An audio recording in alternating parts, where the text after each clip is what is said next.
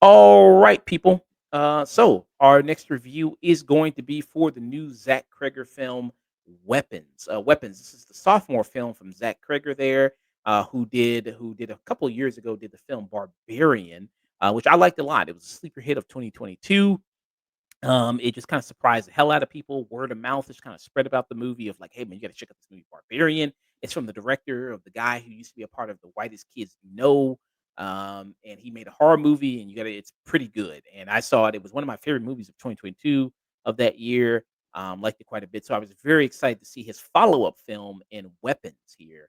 And this was a movie that already before it even came out had a lot of hype going into it because this was a movie that Jordan Peele tried to get himself for his production company, but he ended up failing and getting it, and he ended up firing the guy who was supposed to acquire the film for him because even Jordan Peele saw this film was like, "Damn, this shit is good. I got to get this." So he had missed out on an opportunity for that.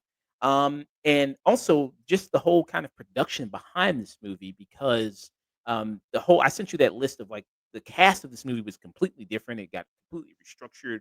Um, I know people are sick and tired of hearing his name, but Pedro Pascal was supposed to be in this movie. He was supposed to be in this. You had Brian Tyree Henry was supposed to be in this movie, so the whole complete cast was different of this, everything like that. So yeah, this movie was just retooled and restructured so much before we got the final product of it.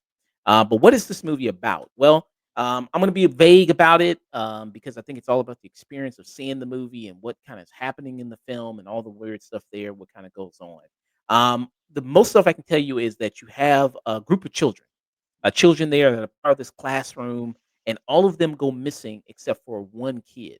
And you have this teacher of this classroom there who's being looked at as like, is she responsible there? What did she play role play in these kids going missing? What did this other kid who didn't go missing? What did role did he play? Um, so in this small town, everybody's looking at them. The teacher here is played by Julia Garner, we just saw, who was in Fantastic Four.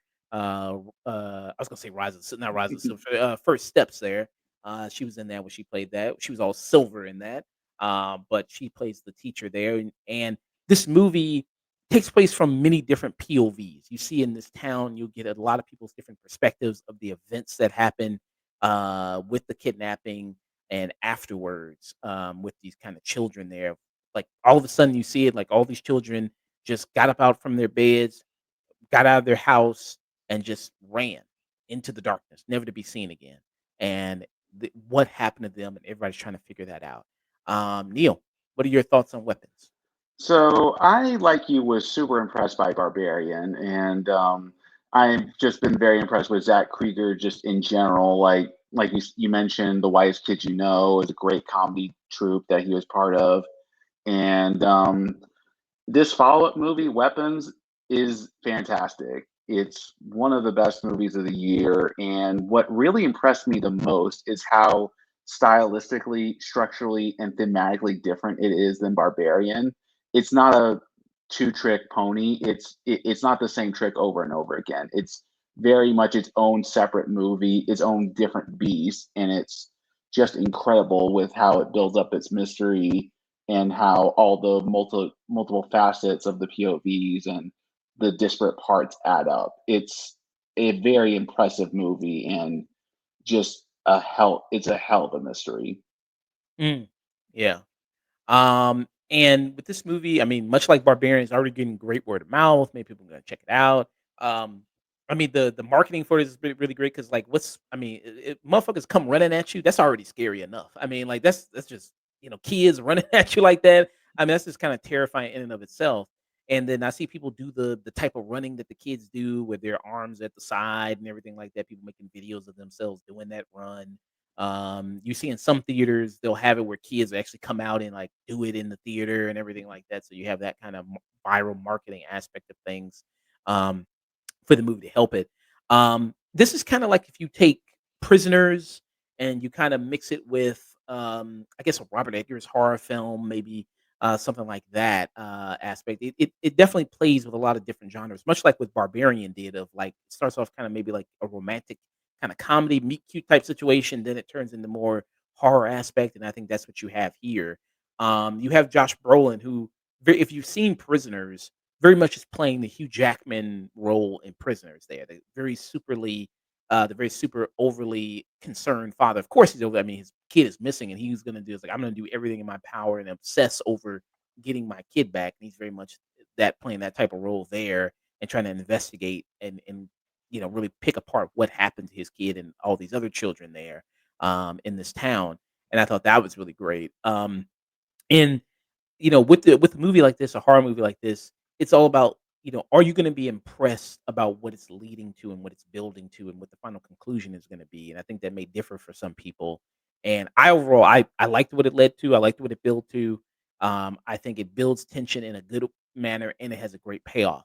In that. Do you agree with that or I completely agree with that. What makes this movie work so well is just the fact that the characters are so well defined and so well acted. You mentioned Josh Brolin and Julia Gardner, but all the actors in this movie do a terrific job. I don't know the name of the kid that did not disappear, but he also does a fantastic. Craig Christopher?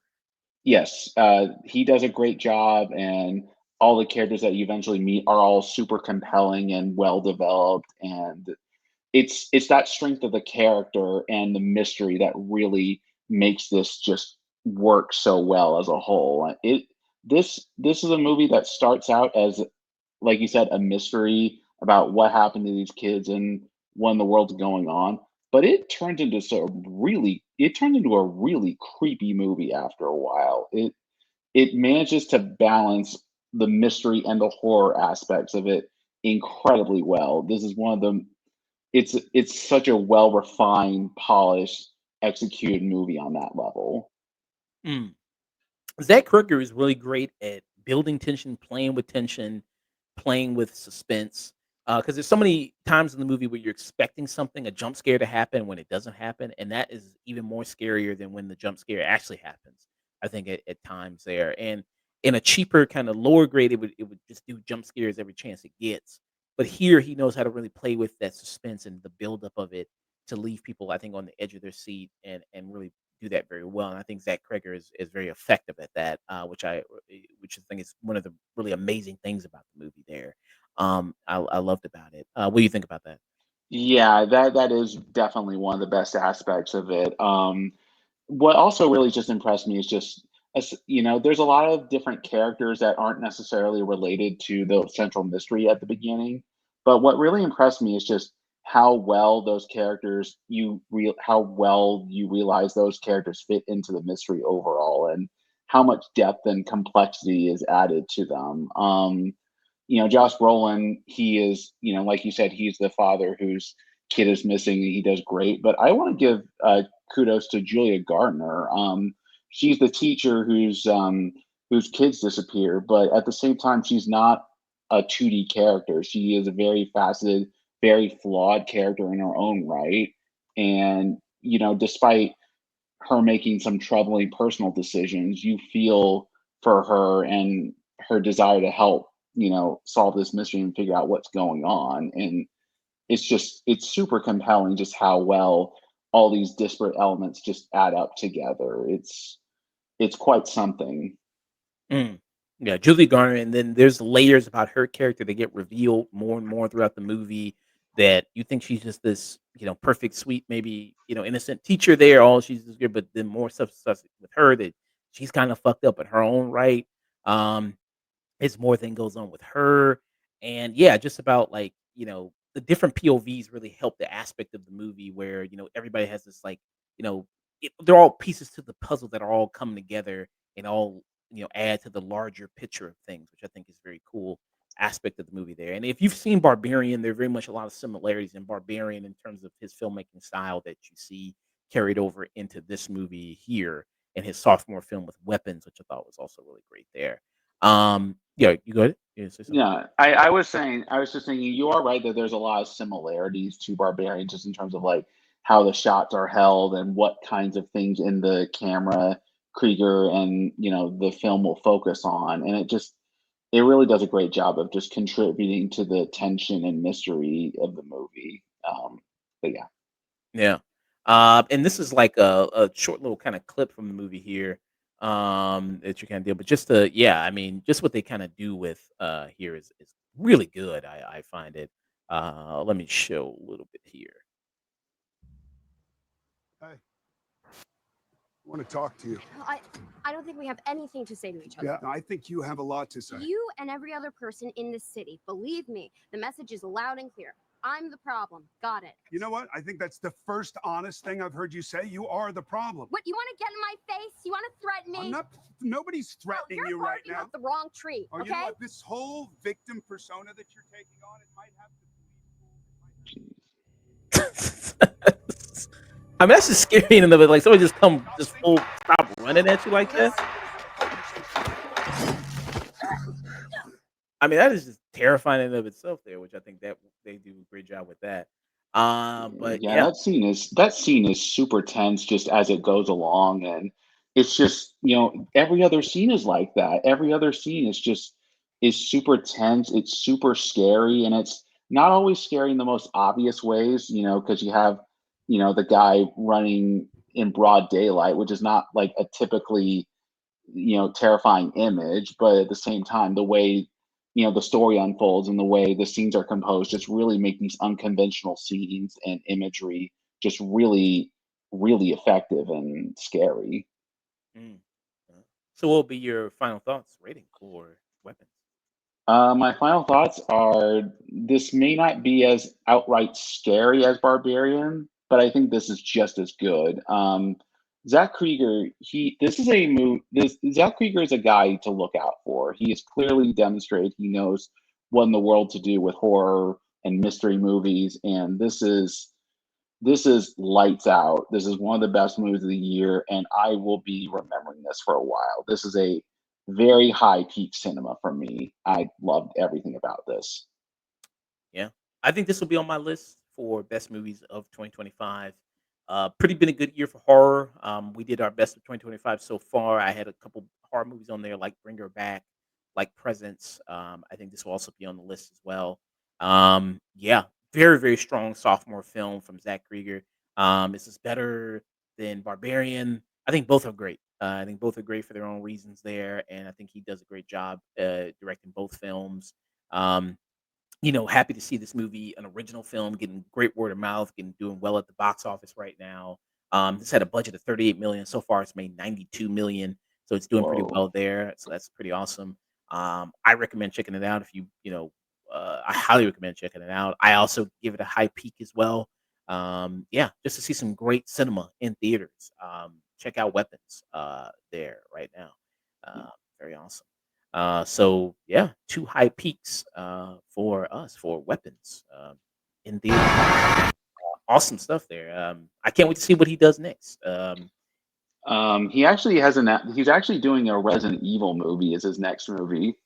Oh right, yeah, I forgot about that. He did say that.